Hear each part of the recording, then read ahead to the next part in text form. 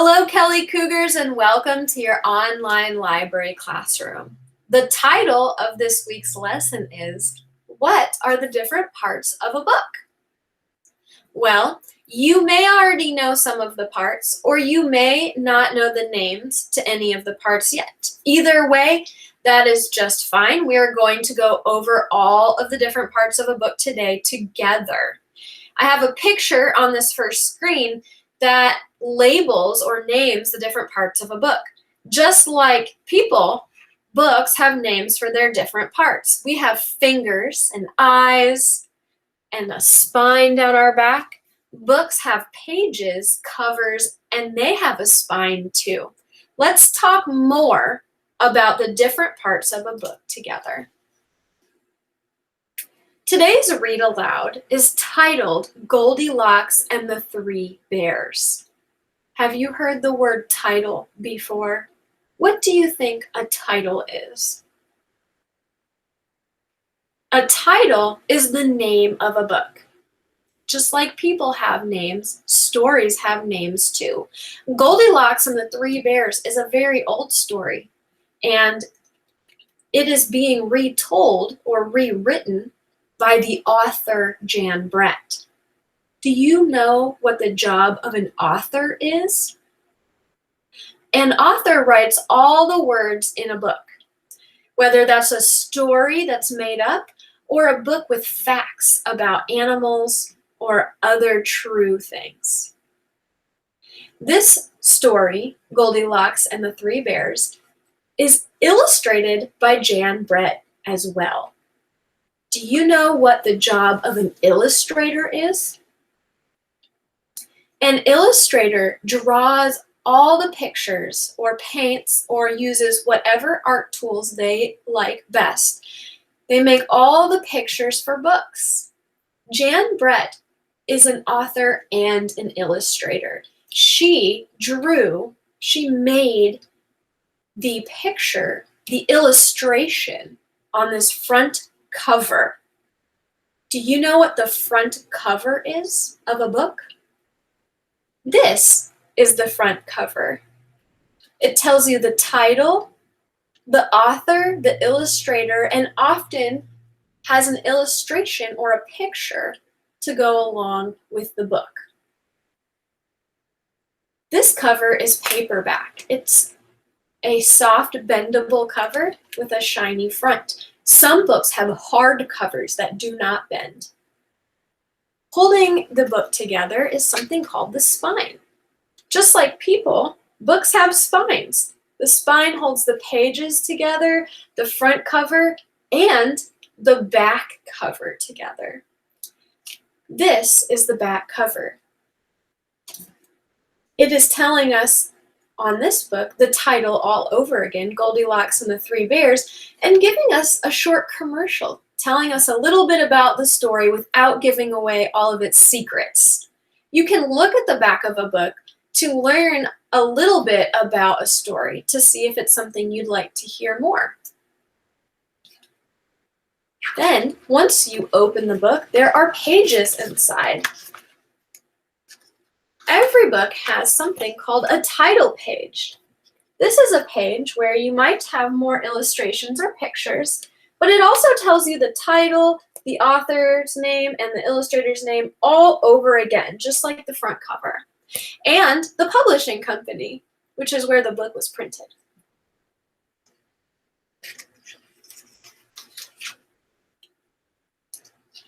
I'm going to go back. The publishing company, those are the people that publish the book. Sometimes the book's put together somewhere else. And then here we come to something called the dedication page. The dedication page is a place where an author and an illustrator mention people special to them. So this dedication page says, for Betty, Sally, and Joe, and for Miriam.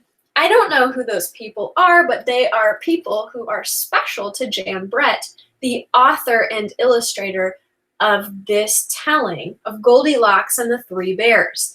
She drew all of these pictures, this illustration. Look at the detail. And on the next page, our story begins. How many of you already know about Goldilocks and the Three Bears? If you've heard this story before, you might know that there is a phrase or a couple words that get said over and over again. Let's listen for those words. Once upon a time, there were three bears who lived together in a house of their own in a wood. One of them was a little, small, wee bear, and one was a middle-sized bear, and the other was a great, huge bear.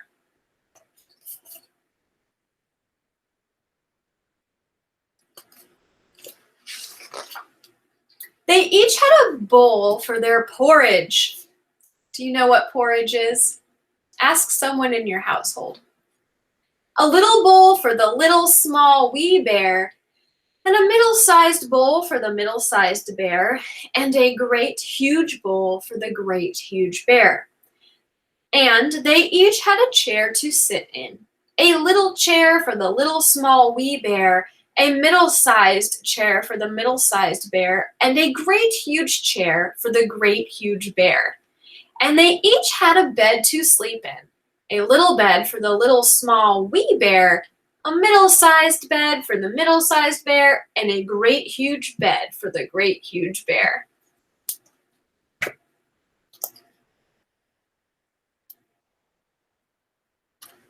Are you noticing a pattern?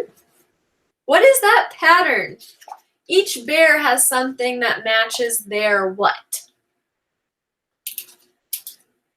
One day, after they had made their porridge for breakfast and poured it into their porridge bowls, they walked out into the woods while the porridge was cooling.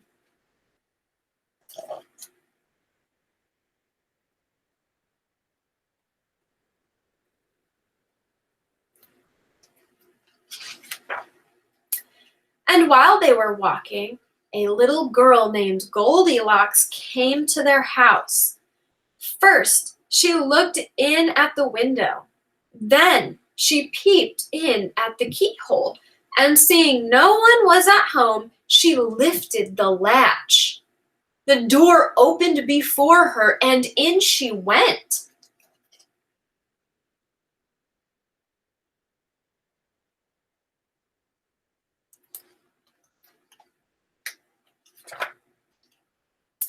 How pleased Goldilocks was when she saw the steaming porridge on the table. The sweet smell of the porridge with roasted nuts, honey, and berries filled the room. It was so tempting that Goldilocks set about helping herself. First, she tasted the porridge of the great huge bear, but it was too hot. Then she tasted the porridge of the middle-sized bear, but it was too cold. And then she tried the porridge of the little small wee bear, and it was neither too hot nor too cold. It was just right. She liked it so much that she ate it all up.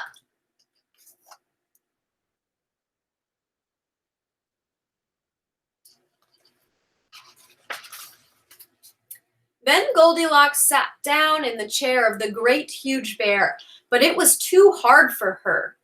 Then she sat down in the chair of the middle-sized bear, but it was too soft for her.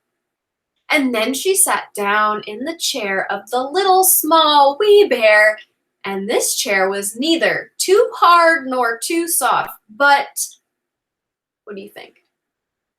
Just right. So Goldilocks seated herself in it, and there she sat until the bottom of the chair gave way, and down she came, plump, on the floor.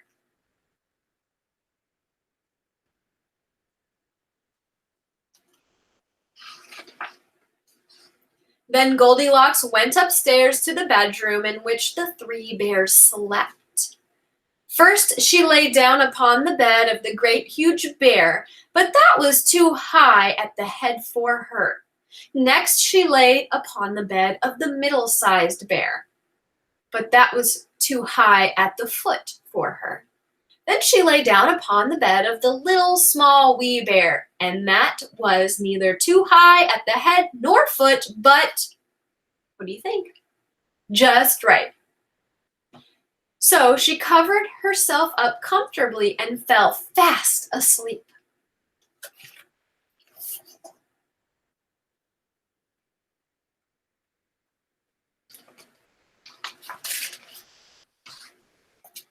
By this time, the three bears thought their porridge would be cool enough to eat. So they returned home for breakfast. Now Goldilocks had left the spoon of the great, huge bear standing in his porridge. "Somebody has been at my porridge," said the great, huge bear in his great, rough, gruff voice. And when the middle-sized bear looked at hers, she saw that the spoon was standing in it too. "Somebody has been at my porridge," said the middle-sized bear in her middle voice. Then the little small wee bear looked at his bowl, and the spoon was in the porridge bowl, but the porridge was all gone. "Somebody has been at my porridge and has eaten it all up," said the little small wee bear in his little small wee voice.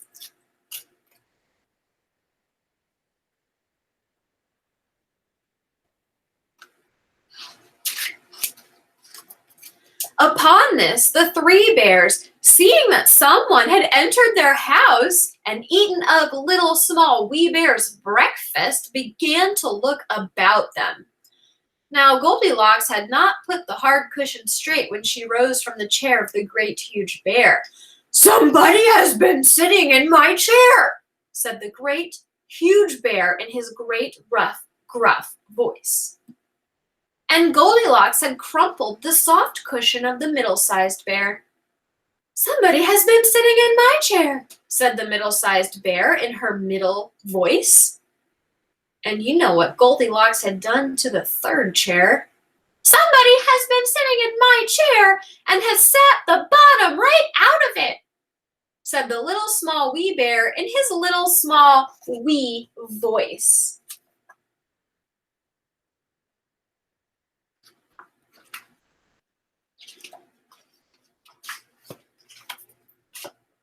Then the bears thought it necessary that they should make a further search, so they went upstairs to their bedroom.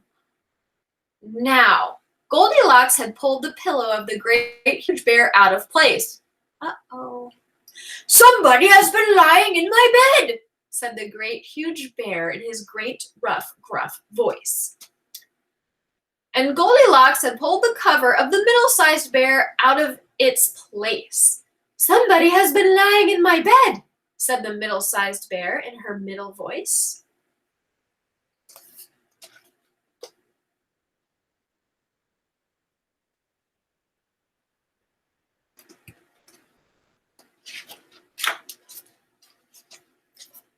And then the little small wee bear came to look at his bed. There was Goldilocks, sleeping peacefully, her long, shiny braids spread across the pillow. Little small wee bear just stared at her for a moment and didn't say anything. But then he cried, "Somebody has been lying in my bed, and here she is!" What do you think will happen next?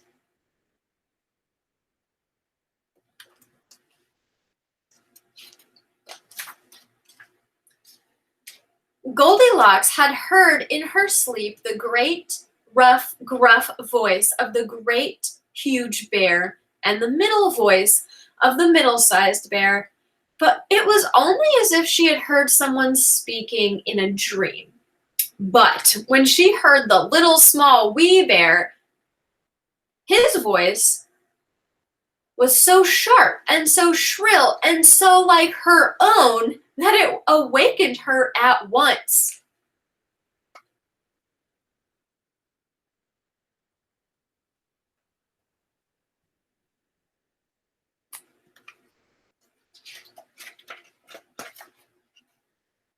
Up she started, and when she saw the three bears on one side of the bed, she tumbled herself off the other and ran to the window. Out Goldilocks jumped and ran away as fast as she could run, not looking behind her until she was very far away.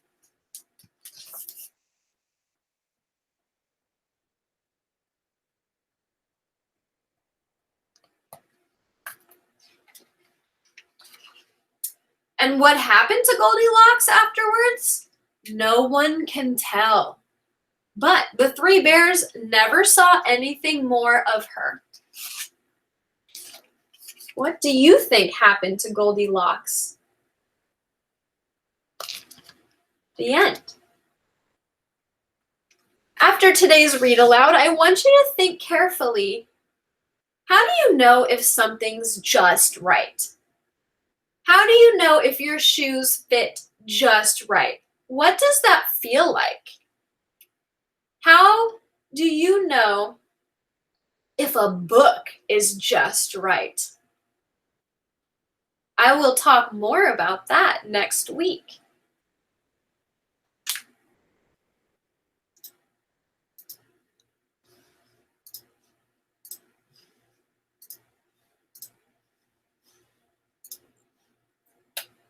Your activity or assignment for this week is to practice your thinking and naming of the different parts of a book. We have today parts of a book coloring puzzle. Follow the list of directions and use your Seesaw tools to color, circle, or put a square around the different parts of a book. The handout pictured in this slide is in the template section of this Seesaw lesson. I will read the directions on the handout to you now, and you can listen to this lesson over and over again if you need a reminder of what the handout directions say. First, color the spine of the book yellow. Find your yellow paint tool and color in the book's spine. Second, color the front cover purple. Change your paint color tool to purple and color in the front cover. Third, color the back cover green. Change the color you're using to green and color the back cover. Fourth, color the pages red. Change your tool to red and color in the pages. 5, select the shape tool. Make a circle shape around the title of the book.